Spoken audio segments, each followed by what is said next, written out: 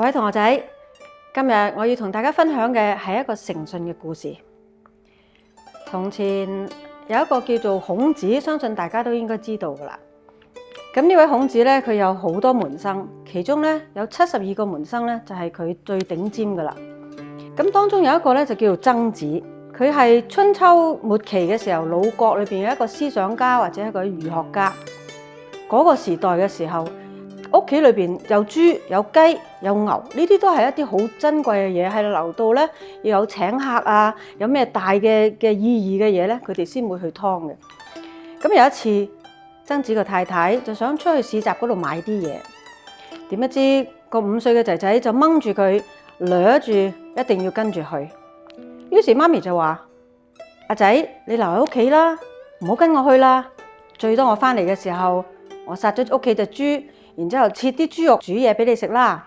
於是個仔仔就話俾媽咪聽：好咯，你去咯。挨住喺個門口度就睇住媽咪離開屋企啦。冇幾耐，媽媽就翻嚟咯。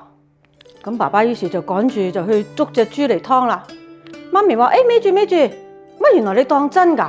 我同個仔講下笑嘅啫。你真係想去殺隻豬？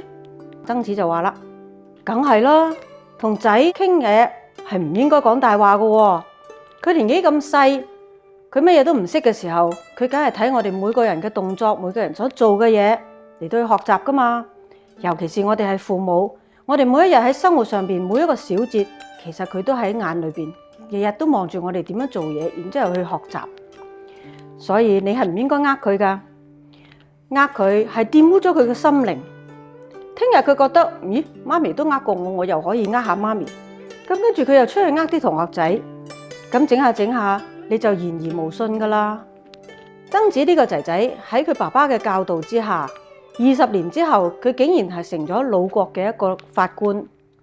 佢每一次審案件嘅時候，佢都好仔細咁去睇所有案件嘅詳細情況，同埋睇每個人嘅口供。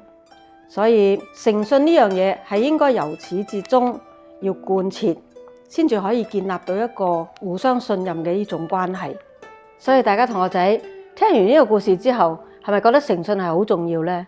有咗誠信，我哋先可以建立人與人之間嘅關係。所以大家好好咁去諗下咩叫誠信，諗通咗之後，然之後我哋大家要照住做㗎。